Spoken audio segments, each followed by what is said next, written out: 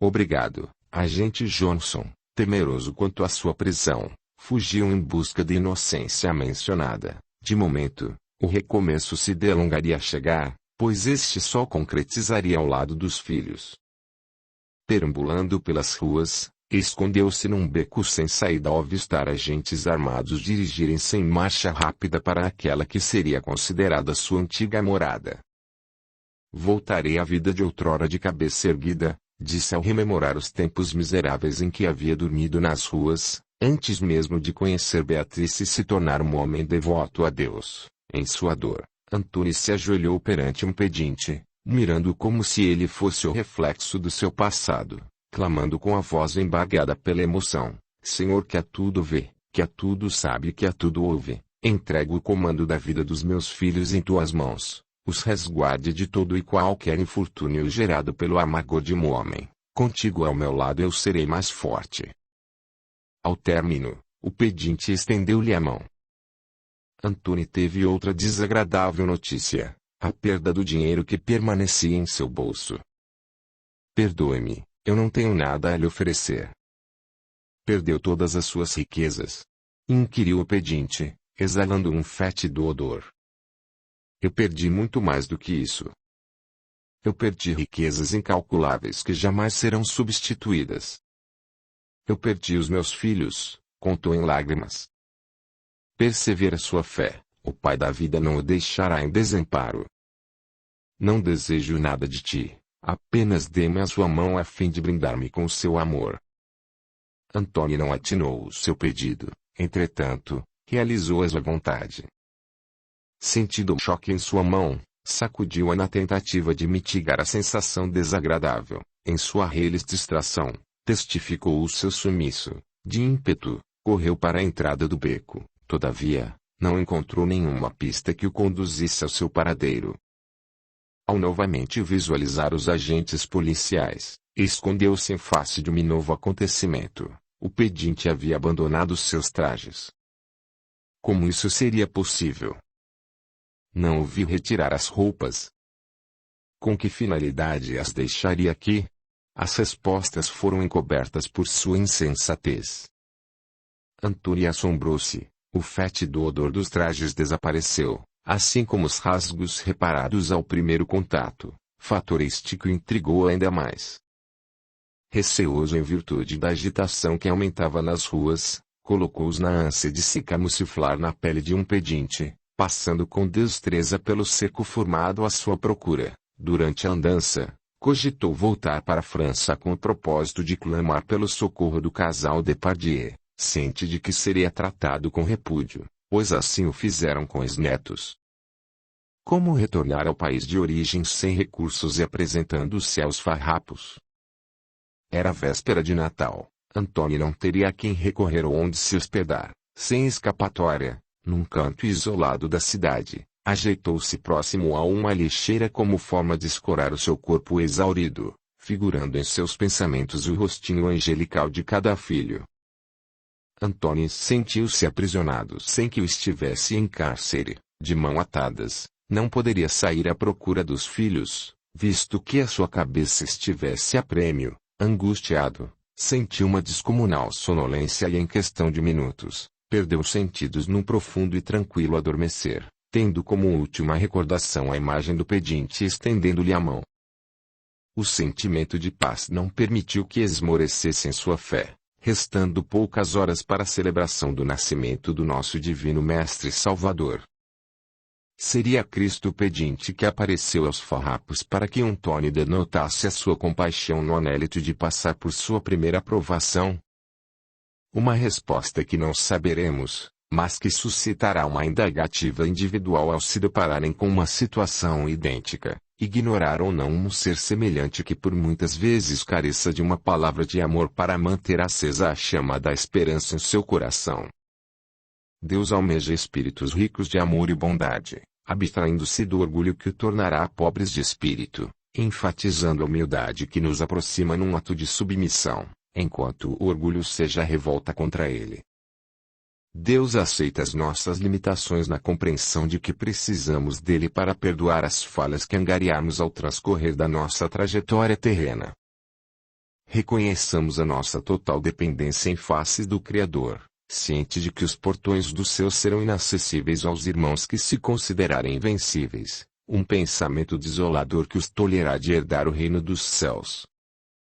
Para alcançarmos o reino dos céus não se exige o reconhecimento, o humilde não se envaidece, tampouco exibe as suas glórias, detendo o discernimento entre o certo e o errado na admissão da falta de conhecimento que ainda lhe compete. Pobre de espírito são os que não sabem amar a Deus perante todos os seres do universo sem que haja distinções, ou meramente, a cobiça por uma recompensa. A miséria e a ignorância não se resumem na plena felicidade. O que realmente os conduzirá ao alcance deste venturoso acontecimento serão as práticas caritativas sem nunca deixarem de buscar diferentes horizontes que os agraciarão com uma nova oportunidade de aprendizado e evolução, vasculhando nas profundezas da alma o miraculoso poder de um sentimento que para muitos se encontra no adormecimento, o poder do amor incondicional. Capítulo 6. Despertando de um enigmático descanso que propiciou o restabelecimento das suas energias, Antônio sentiu o vazio do seu estômago por meio de um repentino roncar. Sem o alimento para saciar a fome, caminhou sem destino.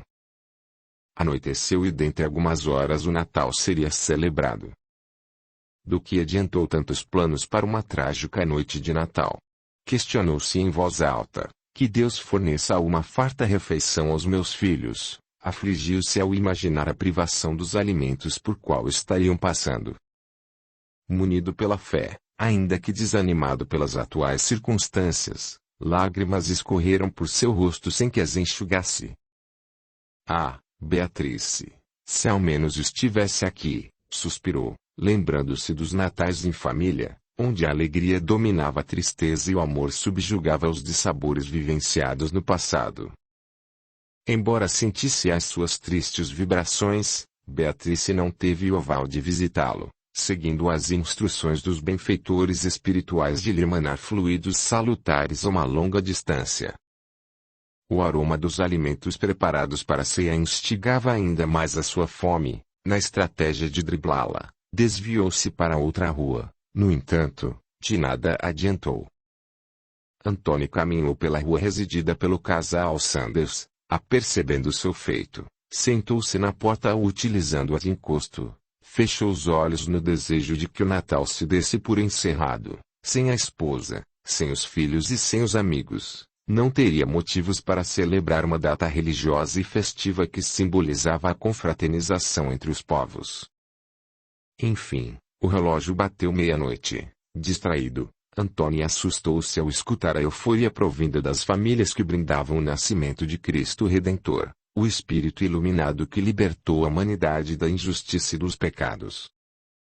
O seu coração comprimiu-se, sendo-lhe impossível não pensar nos filhos, certo de que esse seria o seu martírio em vida terrena até que lhe fosse dado a graça de tê-los junto a ti. Para o seu espanto e dispersar dos pensamentos, a porta da casa se abriu ao quase derrubá-lo para trás se não fosse a agilidade do homem a segurá-lo. Janete, venha depressa, há um mendigo em nossa porta. Em reconhecimento da voz branda, Antônio se virou aos prantos no anseio de visualizar estimado amigo que o teria confundido com um reles pedinte.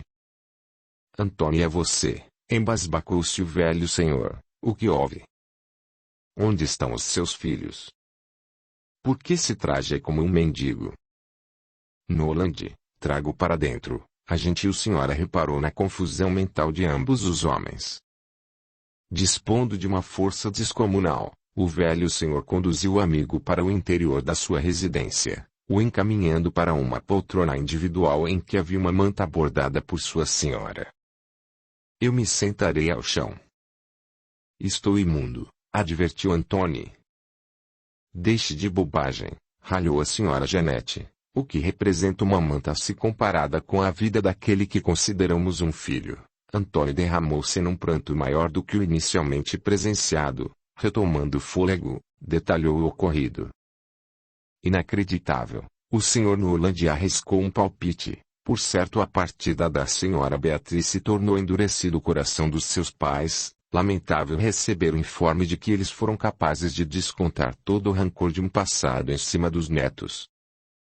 Crápulas. Noland, não cabe a nós julgá-los, repreendeu a senhora Janete. Crápulas, repetiu o Sr. Noland exibindo a sua cólera mediante os fatos, cometeram um ato vil e desumano contra os próprios netos. Noland Sanders, conclamou a senhora Janete estarrecendo, onde estão os aprendizados adquiridos ao longo dos anos? Coloquemos em prática o nosso conhecimento para refletirmos com serenidade e sensatez, senão, tornaremos o nosso coração tão endurecido quanto ao dos avós das crianças. Tem razão, admitiu o marido, o desprezo por aqueles que nos proporciona dor nos cega e nos faz tirar conclusões precipitadas. Uma batalha só é vencida pelo amor, nunca pelo ódio reciprocamente partilhado. Antônio escutou o debate do casal sem se intrometer, entontecido pela fome desfaleceu na poltrona, desperto pelo Sr. Noland a sacudi-lo. Há quanto tempo não se alimenta? Eu tenho economizado para garantir o Natal dos meus filhos. Tudo o que eu coloco sobre a mesa é para o consumo deles, aliás, tudo o que eu colocava. Há quanto tempo não se alimenta? Insistiu o Sr. Noland. Eu não sei. Talvez uma semana, 10 dias, um mês, não me importa mais, replicou cabisbaixo. É desse modo que deseja lutar por seus filhos. Esbravejou o velho senhor, venha. É Natal, sente-se conosco na mesa, alimente-se para o seu fortalecimento físico, sobretudo, o espiritual. Esmorecido não sustentará o seu corpo e não estará apto para refletir nos próximos passos a serem tomados. Sr. Noland, eu tenho fé em Deus de que trarei os meus filhos de volta, mesmo que eu devote a minha vida inteira nesta busca, eu os trarei. É assim que se fala, animou-se o velho senhor indicando-lhe um lugar na mesa. Sente-se, meu filho, Janete lhe servirá o melhor assado de Columbus. Antônio careceu do seu auxílio para se encaminhar em direção à mesa, onde a senhora Janete os aguardava. Após o brinde, iniciaram a comilança. Acanhado, Antônio se desculpou por sua falta de compostura, ingerindo os alimentos com a ferocidade de um leão. Ao término, Antônio se propôs a ajudar na arrumação da cozinha, recebendo o impedimento da senhora Janete, orientando que o sensato a se fazer o fosse tomar uma ducha de banho e dormir. O Sr. Noland apoiou a decisão da esposa, entregando-lhe algumas roupas limpas, posto que ele não pudesse retornar para casa no intuito de apanhar os seus pertences pessoais. Por ora, isso lhe servirá, disse o Sr. Noland, antes de partirmos. Janete fará os ajustes necessários, precisará de uma boa apresentação. Partimos. Antônio franziu a testa. Iremos para algum lugar? Claro que sim, o velho senhor fitou a esposa em denotação da cumplicidade do casal. Iremos para a França. Marsella, não é mesmo? Antônio engoliu a seco a saliva, surpreendido com o informe e preocupado com a viagem que juntos fariam, tendo ele uma idade avançada para suportar o extenso trajeto a ser percorrido, mormente, ao temer pela receptibilidade do casal Depardieu. Sr. Noland, eu creio que esta não seja uma boa ideia. A viagem é longa e haverá contínuas paradas para os embarques e desembarques de plataformas. Não se esqueça de que eu fui injustamente acusado pelo rapto da minha esposa. Surgir diante dos seus pais será uma grande afronta. Não desejo expor o senhor. Receio que eles o acusem de ser conivente num delito nunca praticado. Agradeço por sua boa vontade em ajudar-me num momento tão delicado como este, porém, eu lhe peço encarecidamente que fique ao lado de sua esposa. A sua segurança me dará forças para enfrentá-los. O pronunciar de Antônio não agradou ao Sr. Noland, mas ao refletir com prudência, admitiu o fato de que ele estivesse correto em suas argumentações, desistindo pelo temor de atrapalhá-lo e não ajudá-lo conforme o pretendido. Senhor, antes de me retirar, preciso lhe perguntar. Antônio contemplou na indecisão de formular ou não a questão que sanaria a sua curiosidade. Diga-me, sem rodeios, por favor, o que o perturba? Indagou o velho texano. Por que permaneceram na cidade? O senhor e a sua senhora se despediram ao dizer-me que celebrariam a ceia de Natal com a sua filha. Antônio reparou na aproximação da senhora Janete que não havia interferido na prosa de ambos até aquele instante, melhor dizendo, até notar a falta de tino do marido para dilucidar a razão que os fizeram cancelar a viagem.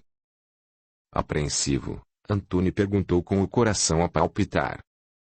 A sua filha está bem? Aconteceu algo com o seu genro? Eles estão bem, embora a braveza da nossa filha perdure por dias, sobretudo, por avistarmos da nossa desistência de última hora.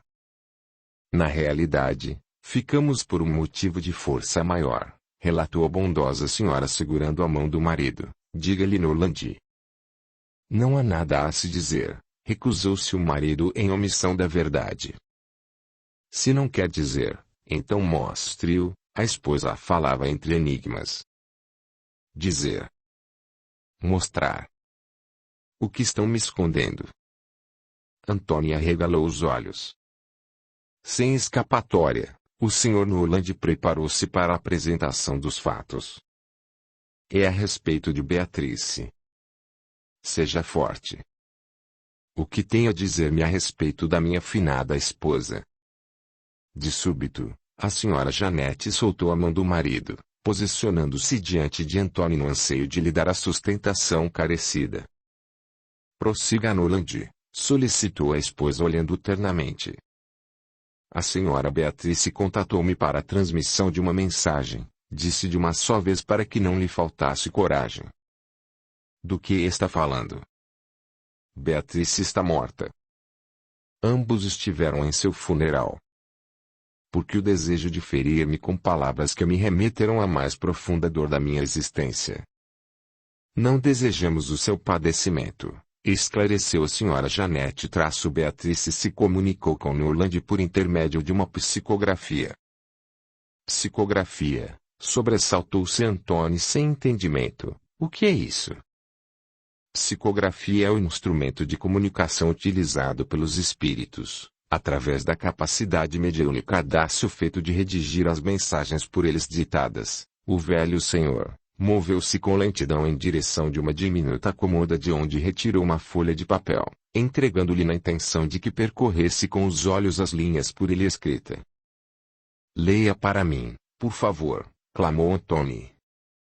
Com o maior prazer, bradou o Sr. Norland em comoção. Meu amado Antônio. Peço-lhe perdão por não estar junto a ti no momento em que mais careça do meu auxílio, posto que a hora da minha partida se fizesse necessária para o meu fortalecimento e progresso espiritual. Confesso que o mundo do qual eu não obtive íntegra elucidação em vida terrena provocou-me uma reação assombrosa ao ato do meu desencarne. No entanto, através do meu desligamento, eu pude desfrutar do milagre da vida eterna em retorno à morada do Pai. Não tema o desconhecido, passará por duras provações que o persuadirá na desistência dos seus ideais. Possui o pleno entendimento de que tudo sejam resgates de vidas passadas encobertas pelo véu do esquecimento. Sim, porque já regressamos no plano terreno por infinitas vezes sem que possamos nos lembrar das vidas que nos foi outorgada pelo Pai da vida. Cumpra a sua missão sem permitir que o esmorecimento da sua fé apodere-se da crença de que Deus o privará do seu amparo. Por vezes, não suportará o fardo a ser carregado no equivocado conceito de que não deterá forças para lutar, mas saiba que a sua força é a Deus. Não se julgue incapaz. Os nossos filhos precisarão do Pai amoroso e dedicado que sempre denotou ser. Perdoe os pobres de espírito que não conhecem a plenitude do amor que um dia nos uniu. E por certo, nos unirá outra vez. Lute por mim. Lute por nossos filhos. E, sobretudo, lute por você. Prometa-me isso em pensamento para que eu possa captar as suas vibrações de onde estiver, na certeza de que a minha mensagem foi entregue perfeitamente compreendida. Você foi e sempre será a razão do meu viver. Adeus. Prometo, enunciou Antônio. A senhora Janete prestou-lhe assistência, enxugando as suas lágrimas como toda mãe o faria, e sem protelar. O velho texano finalizou a leitura das últimas linhas ditadas pelo espírito de Beatrice. P.S. Sr. Noland. Por favor, zele pela vida do meu estimado marido e filhos. Não os deixe em desamparo e não permita que um conflito familiar instale o ódio em seus corações por via do meu desencarne. Eu conto com o seu apoio, deixando expresso o reconhecimento do plano espiritual pelo trabalho que nos tem ofertado ao feito de levar à luz muitos irmãos sofredores. Audiolivro realizado pelo canal Surya Chand Audiobook. Antônio atinou o real motivo da permanência do casal Sanders na cidade. Por amor a ele e aos filhos renunciou à companhia da própria família, os tendo na mesma estima, sendo esta uma dívida de gratidão que jamais conseguiria quitar. Ao atenuar dos ânimos, Antônio foi tomar a ducha proposta a fim de repousar numa cama improvisada ao chão, enquanto o Sr. Noland ajudaria a esposa na arrumação da cozinha, convicto de que a missão de ambos se iniciaria na manhã da Natal. Se inscreva, ative o sininho, e clique em todas, para receber as notificações de novos audiolivros. Deixe o seu gostei, o seu comentário, e compartilhe. O seu apoio ajuda o canal a crescer. A gratidão é o caminho da evolução. Capítulo 7. Ao primeiro raiar do dia, Antônio preparava-se para a sua partida. Não participará do almoço de Natal? Interrogou a senhora Janete. Sinto muito. Eu agradeço à senhora e ao seu marido por tudo que fizeram por mim, mas eu tenho que partir. Preciso alcançar o perdão dos pais de Beatrice para resgatar os meus filhos, explanou Antônio. E como fará se a sua cabeça está a prêmio? Inquiriu o Sr. Noland ao surgir repentinamente. Eu ainda não sei, decepcionado, Antônio baixou o olhar. Termine de se vestir e tome o seu desejum matinal. Daremos um jeito nisso, anunciou o velho senhor deixando na companhia da sua senhora. Minutos depois, o Sr. Noland retornou. Noland, por que veste esses trajes? Viajará com Antônio sem consultar-me a respeito? A senhora Janete mirou o marido em trajes não convencionais. Trajando-se com o requinte conferido aos cidadãos da alta sociedade. O Sr. Noland desejava causar uma boa impressão, certo de que ninguém ousaria barrar um homem de grande influência. Consultá-la, brincou o marido. Não, minha querida. Eu não seria insano ao ponto de viajar sem o seu aval. Observando a desaprovação da esposa em virtude do seu semblante sisudo, juntamente com a expressão embasbacada de Antônio, atribuiu-lhes o parecer do plano pretendido. Eu não irei a lugar nenhum, notificou ao ato de entregar um chapéu de abas largas a Antônio. Subirei a bordo do trem dispondo do pretexto de que Antônio seja o meu filho. Assim que o trem apitar, eu disserei sem que ninguém aperceba a minha conduta. Não posso aceitar o auxílio oferecido, retrucou Antônio temendo pela vida do velho texano. Se o flagrarem na minha presença eu não terei como defendê-lo das acusações de cúmplice no sequestro de Beatrice. É arriscado. Por outro lado, eu não possuo dinheiro para pagar as nossas passagens. Entrarei do mesmo modo que eu cheguei nessa cidade, há muitos anos atrás. Apazigue os seus nervos, o Sr. Noland proferiu em alto tom. Viajará com as mesmas regalias de um cidadão comum. Quanto ao dinheiro, eu o gastaria ao visitar a minha filha. Como eu e Janete não fomos, servirá para outra finalidade. Pagarei as passagens e o restante ficará para as suas eventuais despesas. Eu não julgo correto recebê-lo, afinal, são as economias do casal, recusou Antônio. Por favor, o receba como nosso presente de Natal. Talvez essa seja a única chance de recomeçar a sua vida, disse a senhora Janete exibindo o apoio ao marido. Sem alternativa, Antônio se deu por vencido ao calorosamente abraçá-los em enaltecido agradecimento. O plano saiu conforme o planejado. O Sr. Noland embarcou com Antônio no trem sem levantar suspeitas, Embora houvesse uma colossal agitação do lado externo, provavelmente de agentes policiais à procura de um honrado e amoroso pai de família que não havia cometido o delito anunciado, apresentando em suas mãos uma folha de papel, supostamente, o retrato falado de Anthony. Por fim, o apito do trem foi conferido. Numa transpiração excessiva, o velho senhor se despediu entre lágrimas. É dada a hora de seguir o seu caminho. Não permita que os acontecimentos contrários aos seus propósitos esmoreçam a crença no Senhor. Lembre-se sempre de que Deus faculta o comando da sua vida. Siga a voz do seu coração, contanto que saiba ouvir a voz da sua razão com discernimento e sabedoria. Toda a magnitude proporcionada em ações me parece pouco se expressadas em palavras. Anthony sentiu um amontoado de sentimentos cingirem o seu ser, por vezes, uma estonteante alegria, por outras uma imensurável tristeza, mas de certo, uma eterna gratidão ao homem que lhe estendeu a mão desde o primeiro contato, ainda na maternidade, no dia em que Beatrice deu à luz a pequena Molly. Não diga nada.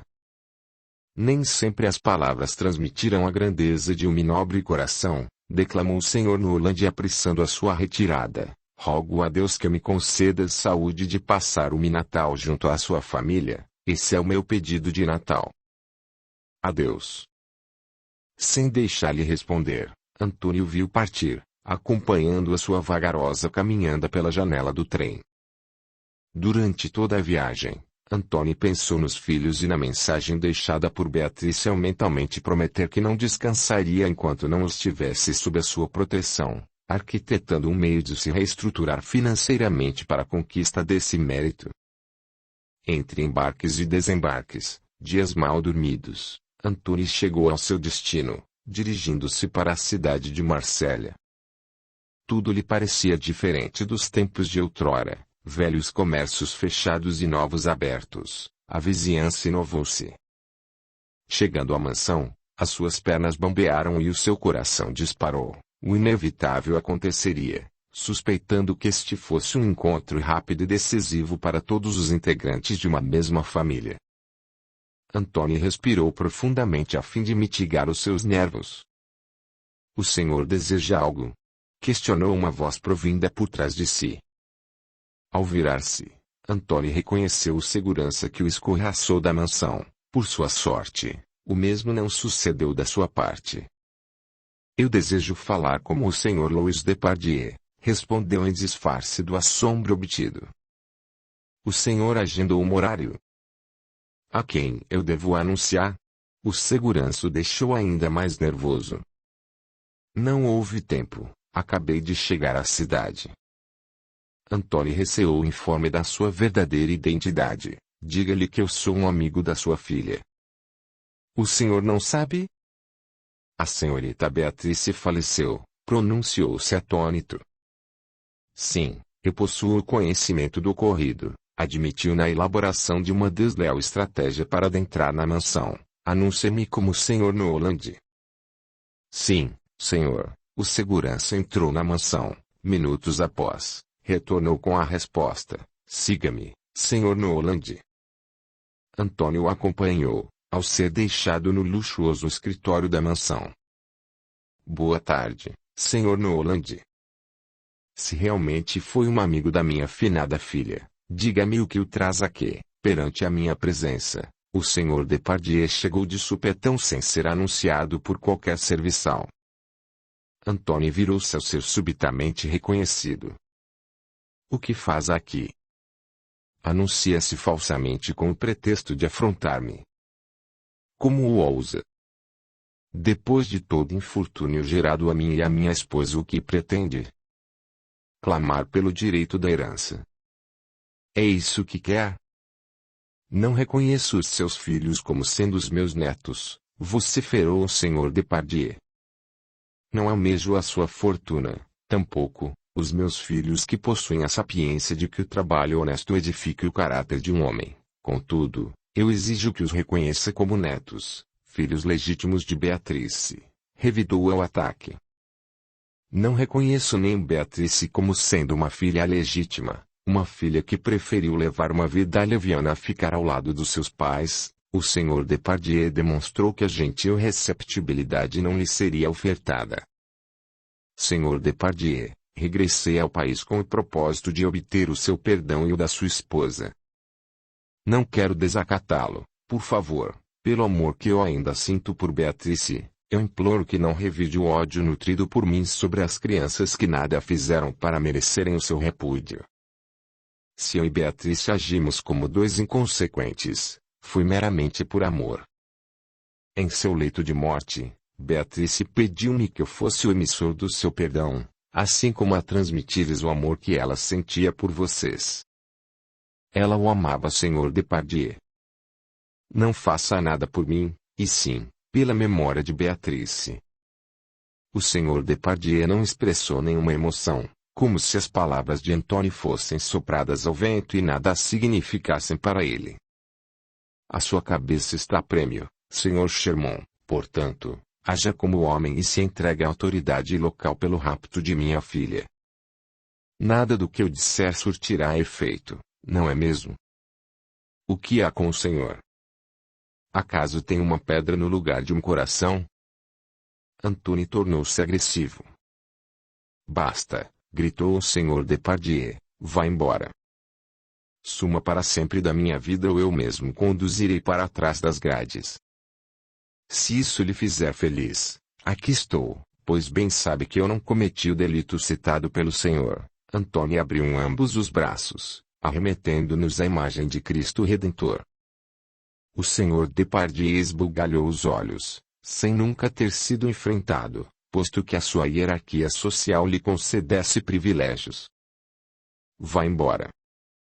Deixe-me sozinho absorto em meus pensamentos, solicitou o Sr. Depardieu, atinando que com a sua intervenção ou não ele seria facilmente capturado pelas autoridades que haviam espalhado cartazes com o seu retrato por toda a França, e além dela, vá ou perderá para sempre a sua liberdade. Se a minha liberdade propiciar a felicidade dos meus filhos, eu a perderei de bom grado. É uma troca justa, a minha liberdade pela vida dos meus filhos, o que acha? Arriscou-se ao propor o que um homem em sua sã consciência julgaria ser um disparate, mas Antônio não era um homem comum, era um homem movido pela fé de que nada seria capaz de subjugar a vontade de Deus, e se este fosse o seu destino, que o comprimisse sem atemorizar-se pelo futuro que estaria por vir. Estaria disposto a trocar a sua liberdade pela vida dos seus filhos. Pasmou-se o Sr. Depardieu. Se o preço da minha liberdade for esse, eu pagarei pelos anos que o senhor achar apropriado. Os meus filhos estão perdidos do mundo, distanciados uns dos outros, só Deus sabe pelas privações que passam, declarou Antônio, ciente de que perderia os melhores anos da infância dos seus filhos. Entretanto, ao acreditar que os recuperaria tão logo fosse outorgada a sua soltura.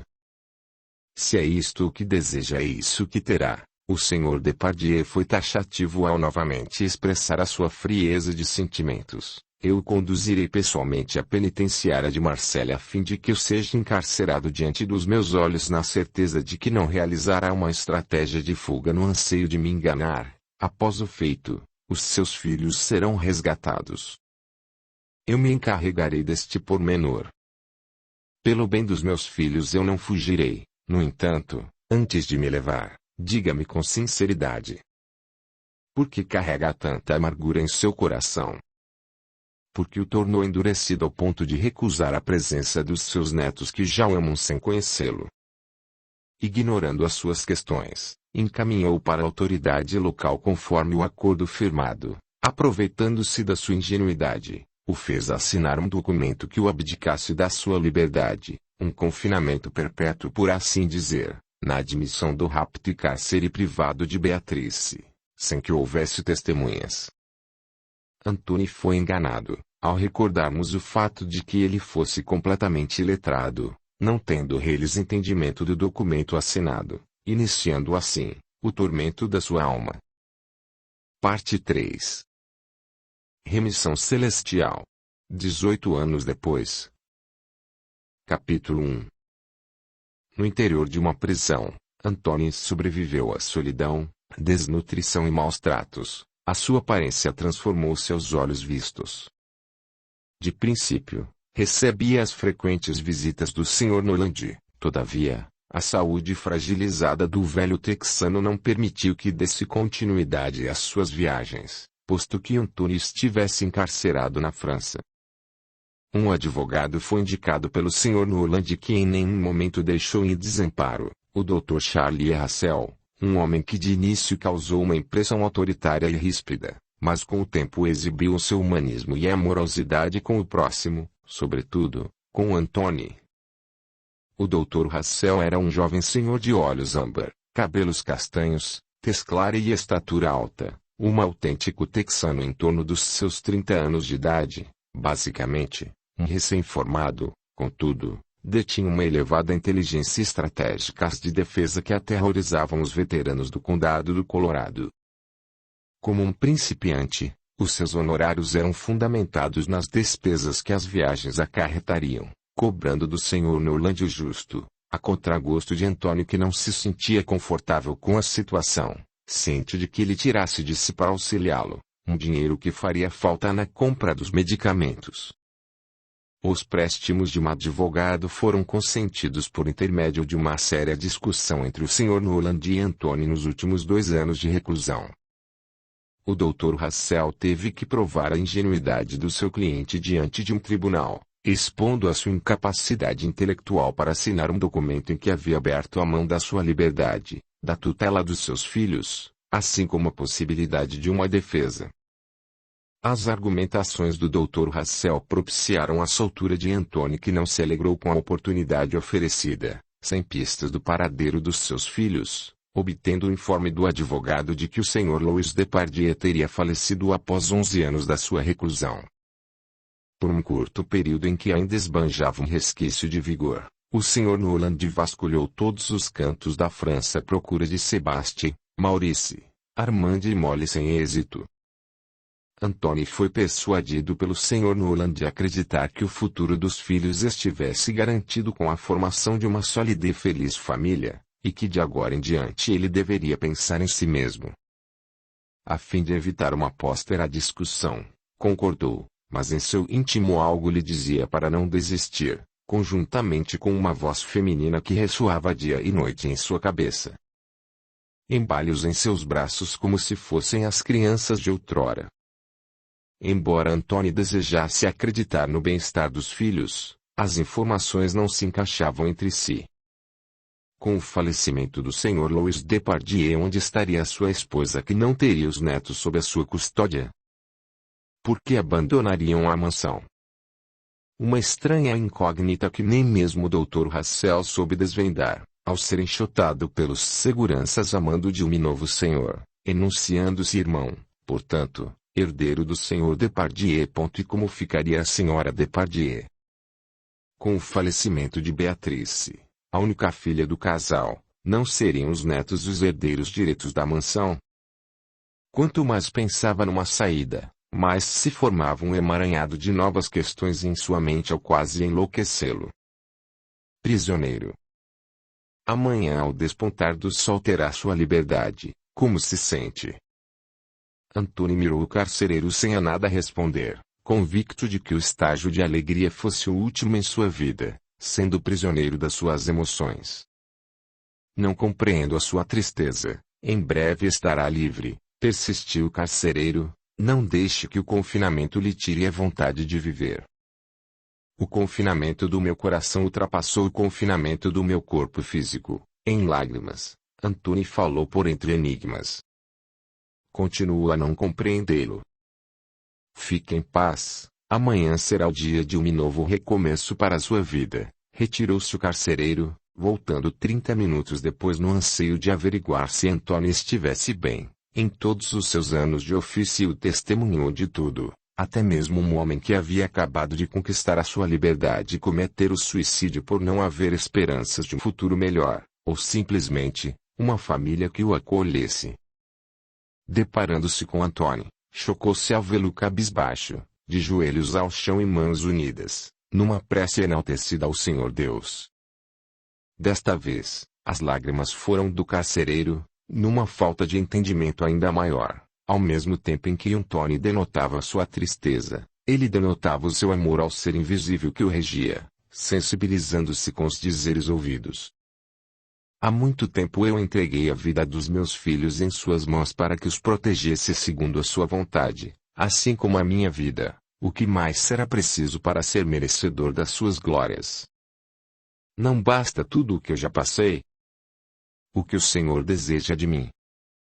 Deseja a aniquilação da minha existência. Depois de todo o aprendizado auferido, barganha com Deus para alcançar os seus objetivos. Indagou o carcereiro sem se dar conta do ocorrido, usado como instrumento particular de psicofonia da espiritualidade, perdendo o controle das suas ações sem que lhe fosse conferido o aval das lembranças. De sobressalto, Antônio fitou o carcereiro como se ele fosse uma aberração. Do que está falando? Não lhe dou o direito de julgar-me. Julgá-lo? Nunca o faria. Quem sou eu para fazê-lo se em vida terrena cometi desatinos piores? O carcereiro se aproximou e de posse de um molho de chaves, abriu a cela. Não cometa os mesmos erros. Não abandone os seus filhos. Eu não os abandonei. Antônio estremeceu defronte o carcereiro. Deixe-me a sós. Hoje será o meu último dia em reclusão. Não quero confusão. Não terá confusão, assegurou o carcereiro dominado pelo espírito que se revelou. O abandonei pequeno e indefeso nas mãos de uma freira para que fosse criado no orfanato. Nem eu ou a sua mãe nos abdicamos do direito de amá-lo, embora impossibilitados de vê-lo, figurávamos em nossa mente o quanto honrado se tornaria. O Senhor quer que eu acredite que seja o meu pai. Um carcereiro. Retrucou sem aperceber o miraculoso evento eclodido no interior da cela. Oh, por favor, não tente subjugar a minha inteligência, tampouco a minha paciência. De certo ouviu a minha conversa com o Dr. Raciel e agora deseja zombar de mim. Zombar, exclamou em exaltação, por vezes eu me esqueço da carcaça que abriga o meu espírito para que eu possa ser ouvido. Por certo vê em mim um carcereiro de nobre coração que crê na sua inocência, por isso eu me aproveitei da sua vibração para apossar-me fugazmente do seu corpo. O que disse? O senhor se apossou de um corpo? Antônio sentiu uma leve vertigem. Toda a conversa parecia-lhe irracional. Afinal, o que quer de mim? O seu perdão para que eu e a sua mãe possamos seguir a nossa jornada em paz. Dentro do corpo deste carcereiro abriga o espírito de um homem que um dia foi o seu pai. Em seu peito há uma marca de nascença da qual nunca assimilou a sua origem. Em vida terrena eu e sua mãe nos viciamos após a sua concepção no fito de nos esquecermos da miséria que nos assolava. Numa das minhas recaídas em que eu embalava em meus braços, adormeci, deixando cair o cigarro sobre o seu corpo. Não escutei o seu choro. A sua mãe também dormia profundamente e não teve como socorrê-lo. Foi a partir deste feito que, mesmo relutantes em aceitar a vida como realmente ela deveria ser aceita, abrimos mão da paternidade. Afinal, não tínhamos estabilidade financeira para manter o seu sustento, morávamos na rua, temíamos novas recaídas.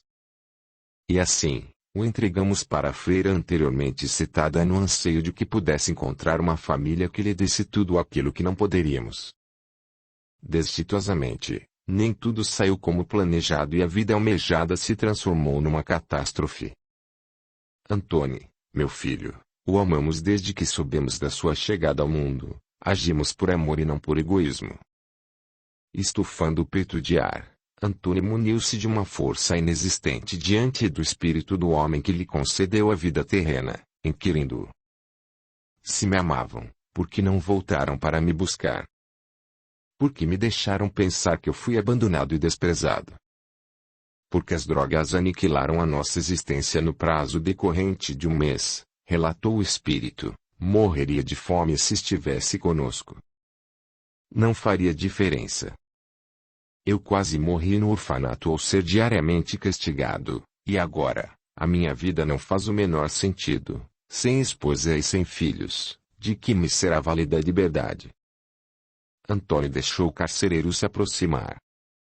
A vida é a maior benção de Deus. Muitos a querem e poucos alcançam a sua graça. A fila dos espíritos reencarnantes é gigantesca. Segredou ao lhe estender as mãos e sempre a meditar na sua ação puxou para si um caloroso e terno abraço. Deus outorgou meu aval de estar diante de ti para clamar por sua fé.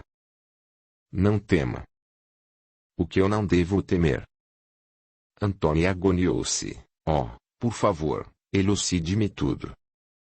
Eu entreguei o comando da vida dos meus filhos nas mãos de Deus e logo após o comando da minha vida, não compreendo, ainda que eu persevere a minha fé, sinto-me perdido como se um vazio devastasse todo o meu ser.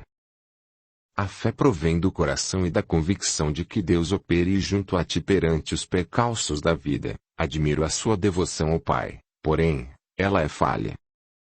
Creiore sem se comiserar da atual circunstância que o aflige. Entregar o comando da vida significa confiar que só Deus interferirá nas ações do homem sem culpabilizá-lo por seus fracassos, pois o homem é passível de errar, Deus não. As respostas para suas perguntas virão com o tempo. Não me foi permitido revelar o que sozinho descobrirá. Orientarei que se cumpra o seu regresso na mansão dos Depardieu na ânsia de desvendar o enigma que há anos se formula em sua mente. Sem forças para continuar em terra, despediu-se. Preciso retornar para a morada do Senhor. Sinto-me exaurido para permanecer neste corpo físico que padecerá se acaso eu protelar a minha partida.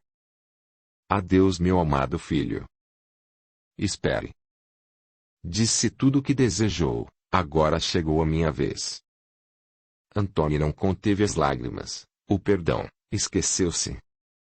O espírito exprimiu a mesma emoção em virtude das lágrimas que escorriam pelo rosto do carcereiro. O seu coração é capaz de perdoar a mim e a sua mãe? Não, exclamou Antônio. Eu compreendo. O proferir de Antônio desarmou o espírito. Adeus. Eu não posso perdoá-lo porque antes de tudo sou eu que tenho que rogar pelo perdão de vocês. Há tempos atrás, na minha adolescência, os praguejei por cada castigo recebido, almejei que sentissem o mesmo sofrimento, almejei a morte, e agora, eu pude testificar que tudo o que conceituei ser a verdade foi o oposto. Eu fui amado e desejado por pais que zelaram pelo meu bem-estar. E isso basta para me arrepender de tudo que eu maldisse.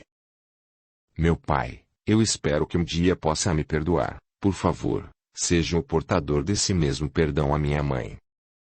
Poderia me dizer os seus nomes, ainda que entristecido por não levar a imagem dos seus rostos em minha lembrança. Não há o que se perdoar. Usei o meu livre-arbítrio do modo errado e hoje eu pago pelos meus pecados através do bem praticado aos meus semelhantes, do qual eu não associo a uma penitência, e sim, a uma absolvição. Outorgado uma breve pausa, o espírito prosseguiu: serei o portador da sua vontade, certo de que a sua mãe aceitará o seu perdão, assim como saberá que foi igualmente perdoada. Numa última e fugaz aproximação, o espírito se utilizou do restante das energias em revelação. Lafayette e Justine são os nossos nomes, e estes são os nossos rostos. Sem um prévio aviso, o espírito espalmou mão defrontes aos seus olhos, agraciando com a imagem tão sonhada. Adeus, meu filho. Deus lhe concederá alegria, mas antes, passará por duas provas. Seja forte e otimista para receber as glórias do que lhe são destinadas. Sem dúvidas, Antônio carregaria em seu coração a mais doce das lembranças. De súbito, o carcereiro voltou-se sem a compreensão dos eventos ocorridos. Entontecido e enfraquecido, passou as mãos pela face, sentindo-a molhada. O que houve? O que eu faço no interior desta cela? Ao seu lado. Por que eu choro? Estou confuso. Não me recordo de nada. Acalme-se. Antônio comiserou-se do seu lastimável estado. O senhor veio se despedir de mim, não se lembra? Abriu a cela e ofertou-me com um abraço, visto que amanhã não estará aqui para efetuá-lo devido à troca de turno. Verdade, amanhã eu não estarei aqui, concordou o carcereiro por não haver outra explicação. O senhor ficará bem, O calor nos faz perder os sentidos. Beba um pouco de água, de certo favorecerá na sua hidratação, recomendou Antony, uma vez que narrar-lhe a verdade estivesse fora de cogitação. De fato, não haveria um modo de abordá-lo e dizer que lhe havia emprestado o seu corpo físico para um espírito entrar em comunicação. Além de ser taxado como louco, o pobre homem poderia achar que ele zombasse da sua pessoa. Retirando-se da cela, o carcereiro ingeriu uma moringa repleta de água, sendo este um exagero, sentindo o gradativo refazimento das suas energias.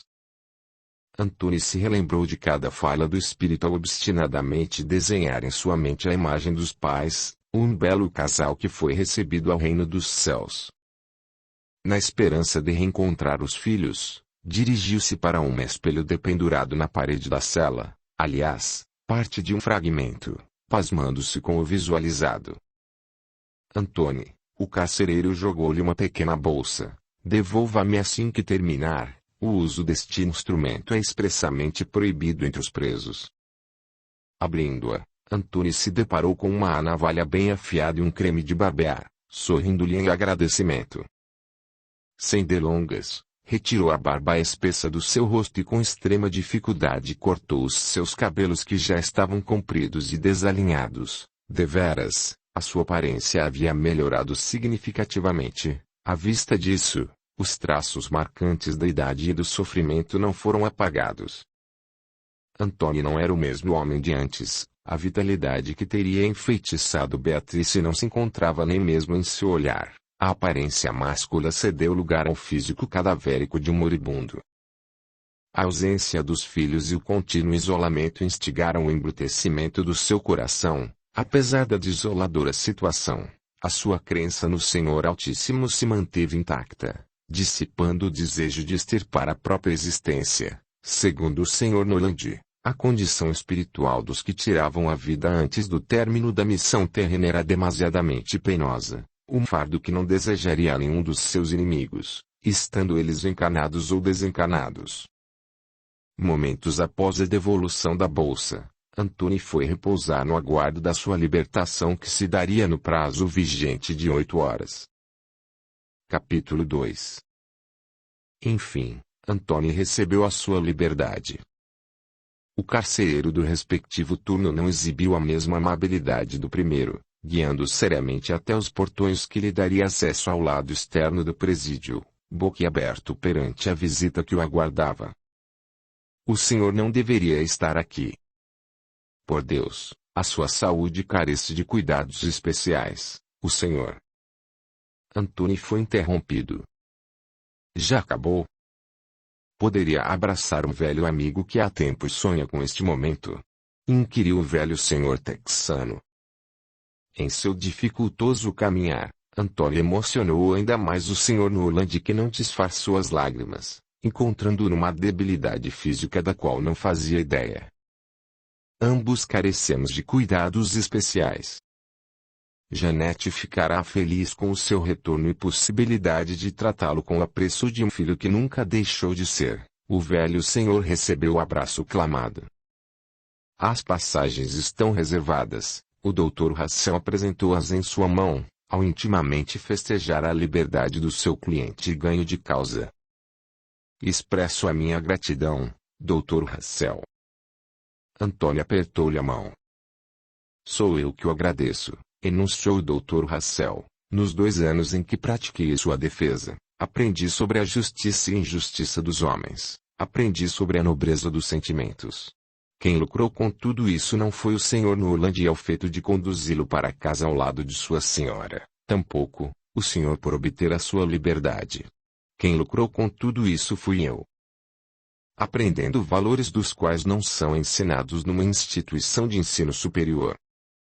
Formar-me como um advogado não é ser conivente com os erros dos seus clientes, mas respeitá-lo e acima de tudo provar a sua honra mediante o tribunal que o julga, pois eu creio que a justiça seja formada por valores éticos e morais sem uso de subterfúgios para atingir os próprios objetivos. Infelizmente, nem todos pensam dessa forma. lamuriou-se ao ter presenciado em seu ofício muitos dos colegas trapacearem e burlarem as leis na intenção de garantirem o tão afamado ganho de causa. Audiolivro realizado pelo canal Surya Chand Audiobook. Nem mesmo o Sr. Noland imaginou receber uma aprazível declaração do advogado, não restando-lhe dúvidas de que ele fosse um anjo do Senhor, enviado no instante em que foi conceituada a hora meritória de Antony receber o auxílio quando nenhum outro advogado confiou, ou meramente, lutou por sua inocência.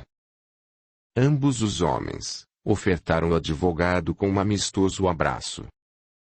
Nos apressemos ou perderemos o trem, Dr. Russell controlou o pranto. Vamos embora, este lugar me causa náuseas, requisitou o Sr. Noland ao denotar o desdém dos oficiais que os miravam como se todos fossem criminosos. Eu não posso retornar para o Texas. Possuo algumas pendências nesta cidade, alegou Antony. Pendências?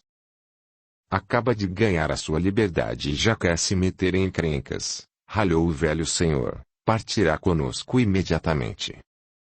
O velho senhor não deu continuidade em virtude de uma tosse intensa seguida de um mal-estar que o zonzeou. Me perdoe, Sr. Noland.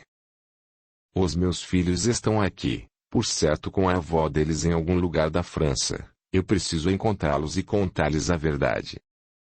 Dizer-lhes que eu nunca os abandonei e que nunca deixei de amá-los.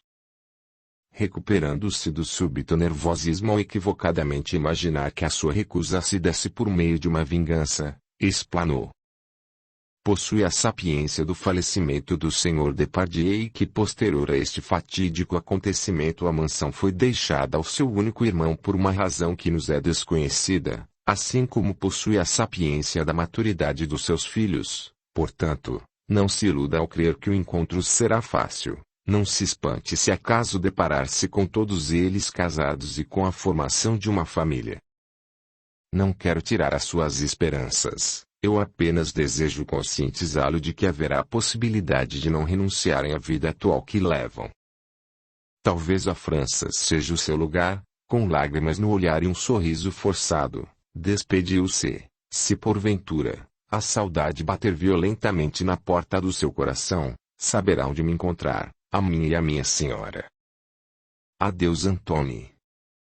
Eu não quero que a minha permanência na França seja vista como um ato de ingratidão. Antony relembrou-se dos dizeres do espírito do seu pai, se bem que a sua vontade fosse expor com minudência todo o ocorrido, mas não na frente do advogado que o associaria a um demente. Antony, eu nunca o julgaria desta forma, conheço a sua índole, em verdade. Todos nós temos os nossos segredos, alguns a serem partilhados, outros não. Piscou-lhe no entendimento de que ele soubesse bem mais do que lhe havia sido contado. Neste ínterim, o Dr. Russell não se intrometeu nos conselhos outorgados.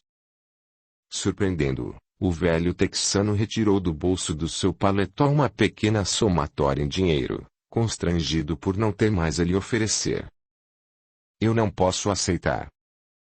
O senhor gastou mais do que poderia durante todos os anos em que eu estive em reclusão. Eu lhe devo uma quantia absurda. Honrarei a minha dívida assim como o meu nome. Se eu o ajudei foi de bom grado, de momento, precisará de um incentivo para o recomeço da sua liberdade, garantiu o Sr. Noland. Pegou eu ordenarei o seu encarceramento. Embora as palavras fossem ríspidas, o Dr. Russell sorriu na entrega de uma pequena quantia em dinheiro que seria agregada já obtida. Sr. Antony Sherman, se quiser causar uma boa impressão se vista com a pompa de um ricaço. O doutor deveria receber pelos seus préstimos e não me pagar por eles. Em aceitação, Antony denotou a vermelhidão da sua tez numa ardência que o fez abrir a gola da sua camisa. Eu já recebi bem mais do que merecia, disse o advogado em novo aperto de mão. Usufrua da sua liberdade com a máxima responsabilidade. Adeus. Antes de partir, Antony encaminhou-se para junto do velho texano. Sr. Noland, eu sou grato a Deus por me dadivar com a sua presença em minha vida. Estou ciente de que nada do que eu fizer saudará a minha dívida com o Senhor. Eu não me refiro ao dinheiro, e sim, ao amor que para sempre ficará cravado em minha existência.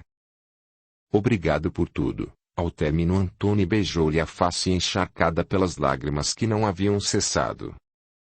Distanciando-se dos dois homens que marcaram as suas afortunadas passagens em sua vida, Antônio seguiu o seu caminho, virando-se uma única vez no fito de acenar-lhes, sentindo em seu coração uma dor que lhe avaliou não suportar, posto que a sua vida fosse baseada em despedidas ao convictamente acreditar que o seu regresso para o Texas nunca mais se concretizaria e que a França seria o seu lugar como teria sugerido o Sr. Noland.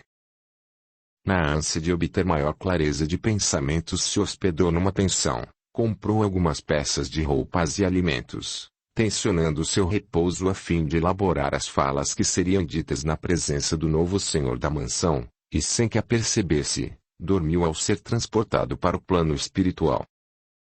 Antônio se viu num campo, e sem melindres, recolheu as flores preferidas de Beatrice, elevando-as ao nariz para que pudesse sentir o seu perfume. São para mim?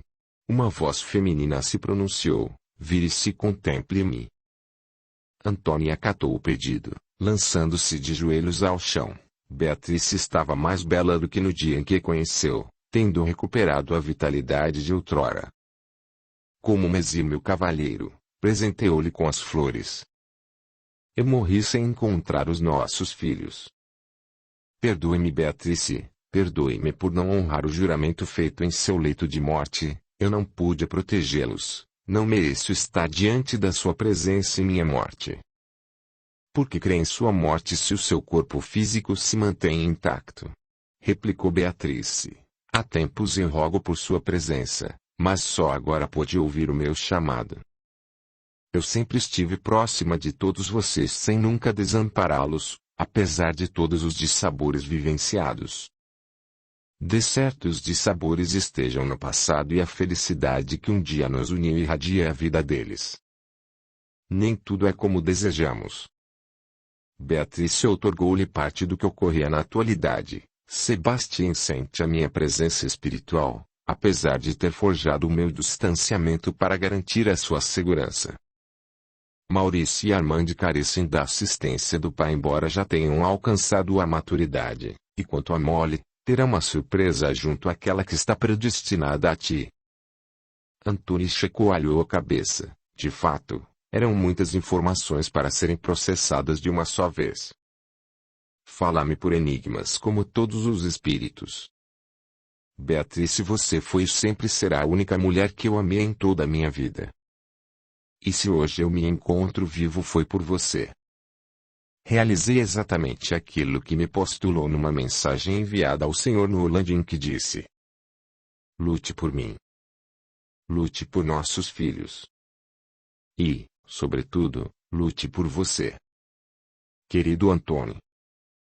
Falamos o que nos é permitido, compete a você desvendar o enigma que acarretará o mitigar dos seus débitos encarnatórios com o Criador.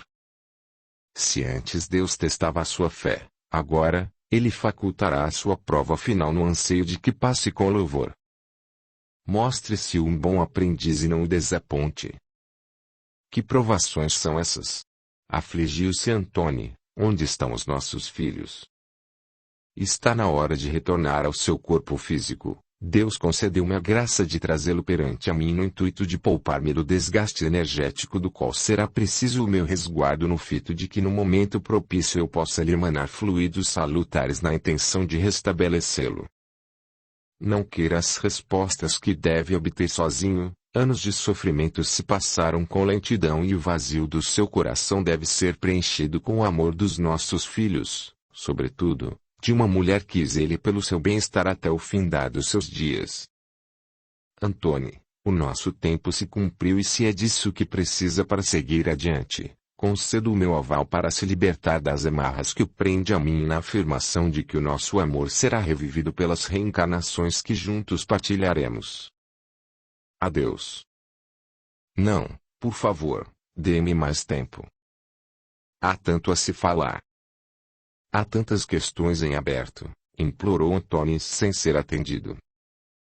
Antônio voltou ao seu corpo físico, mantendo-se em adormecimento. Os benfeitores espirituais auxiliam os irmãos terrenos, conquanto não se deve exigir a resposta de como conduzir a própria vida. Se eles o fizerem, mexerão no livre-arbítrio, e deste modo, serão duramente penalizados por Deus, independente da hierarquia conquistada. Afinal, a justiça divina é para todos. Capítulo 3. Antônio despertou na manhã seguinte, desconsiderando a hipótese de ter ido ao encontro de Beatrice no plano espiritual, crendo que tudo não passasse de um sonho, ainda que dúvidas surgissem em sua mente quanto ao evento sucedido. Beatrice não desistiria de Antônio enquanto ele não cumprisse a sua missão ao continuamente lhe emanar energias fluídicas a fim de revigorá-lo, trocando de posto com os demais irmãos espirituais na finalidade de restabelecer-se. Sem deixar-se abalar com os dizeres de Beatrice, Antônio manteve a crença de que os filhos estivessem bem e tão logo seria concretizado o encontro da família. Trajando-se com o requinte recomendado pelo Dr. Russell, dispôs de um terno de fino corte na tonalidade castor, repetindo para si tudo aquilo que deveria ser dito ao irmão do Sr. Depardieu. Chegando à mansão, requisitou o auxílio de um jovem segurança que fazia a ronda externa. Por obséquio, poderia me anunciar ao novo dono da mansão? Novo dono, espantou-se o segurança. Perdoe-me, senhor, eu sou novo neste ofício. Se refere ao Sr. Mathieu Depardieu? Sim, é isso mesmo, arriscou-se em euforia, ao ter se esquecido da citação do Dr. Russell em relação a esse pormenor. Aguarde-me, por favor. Eu anunciarei e se for consentida sua entrada, o conduzirei diante do Sr. Depardieu. A quem eu devo anunciar? Chermon. Antoine Chermon, marido da sua finada sobrinha. A revelação sobressaltou o segurança que correu em busca do patrão. Passados 5 minutos, o segurança reapareceu ao feito de encaminhá-lo para o interior da mansão, especificamente, para uma sala restrita. Sentado numa poltrona confortável revestida de veludo azul, olhou em torno, avistando muitos quadros dependurados do qual exibiam a imagem dos membros já falecidos da família Depardieu, e para o seu assombro, a imagem de Beatrice se sobressaía numa moldura dourada. Sr. Chermon. Em que eu posso ser útil? Confesso que a sua visita causa-me estranheza. O Sr. Mathieu adentrou o respectivo ambiente, bradando sem cerimônias ou apresentações. Perdoe-me se a minha presença lhe causa repúdio, desculpou-se Antônio. Repúdio? Diga-me quem mencionou o repúdio neste recinto que eu lhe separei a cabeça. Eu disse estranheza. Ambas as palavras possuem contextos diferenciados. O Sr. Mathieu denotou o seu lado extrovertido. Notando seu constrangimento, o Sr. Mathieu atribuiu o seu parecer. Relatou ao segurança que o senhor foi o marido de minha falecida sobrinha. Desse modo, eu suponho que queira uma ajuda financeira? Atentando o espanto de Antônio, retificou o equívoco. Desculpe-me, senhor, eu apenas quis expressar a minha boa vontade de ajudá-lo. Não tenha isso como uma ofensa pessoal. De antemão, eu lhe agradeço por qualquer ajuda oferecida, dado que não seja necessário. O procurei na ânsia de obter alguns esclarecimentos. Esclarecimentos? O Sr. Mathieu franziu a testa. Mediante a sua curiosidade, Antônio revelou as tristes ocorrências da sua vida, deparando-se com a expressão embasbacada do Sr. Mathieu. Louis nunca me revelou a verdade. Disse-me que Beatrice abandonou a família por conta própria e nunca mais voltou. Eu não sabia do sucedido com o senhor, tampouco, de que haviam crianças envolvidas. Oh, meu Deus! O que fizeste, meu irmão? Arruinou vidas inocentes a troco de um presunçoso orgulho que não agregou em nada na sua medíocre vida, pranteou em comoção. Onde está a senhora Depardieu? Eu preciso encontrá-la, talvez ela possa me informar o paradeiro dos meus filhos, clamou Antônio. Então não sabe? Empalideceu o Sr. Mathieu. Não sei o que. Afligiu-se Antônio. Charlotte faleceu 5 meses após a fuga da filha. A pobrezinha não suportou a sua ausência, junto com a mudança abrupta da conduta de Louis, que teve o seu coração embrutecido. Louis nunca trouxe para o seio de nossa família uma única criança. Se não fosse pelo seu explanar, a minha existência se extinguiria sem que eu obtivesse o conhecimento dos fatos. Eu custo a crer na perversidade de Louis. O que faremos? Antoine fitou o Sr. Mathieu, um homem que aparentava uma idade similar à sua, trajando-se com excedente aprumo, de cabelos grisalhos, olhos castanhos, estatura mediana, tez bronzeada, corpulento, embora fosse atestado em seu olhar um profundo desolamento, dono de uma riqueza incalculável que não lhe trouxe felicidade, tendo a solidão como a sua única companhia por nunca ter se casado ou unicamente, por nunca ter sido agraciado com a concepção de um filho para dar continuidade ao legado da família, vendo esta chance nos filhos de Antoine que mereciam a herança que lhes foi indevidamente tomada. O que faremos? Repetiu o Sr. Mathieu. Eu irei embora, grato por sua cooperação e revelação. Antoine desabafou o seu maior temor: os meus filhos foram abandonados à mercê da própria sorte. Não há como se afirmar isso, contestou o Sr. Mathieu. Sr. Mathieu, eu sei muito bem do que estou falando. Antoine recordou-se do seu próprio abandono. A minha influência no país me permitirá organizar uma busca para encontrá-los, anunciou sem o real conhecimento da situação. Presumo que os meus filhos estejam fora desta jurisdição, por certo, no Texas. Antoine estendeu-lhe a mão numa inconsolável despedida. O Sr. Mathieu retribuiu a sua cordialidade, decepcionado por não ajudá-lo do modo que gostaria e envergonhado mediante a barbária atitude do irmão. Instantes após a sua retirada, esbarrou numa pilha de papéis que estavam sobre a mesa, deparando-se com um envelope lacrado contendo em seu destinatário o nome de Antoine.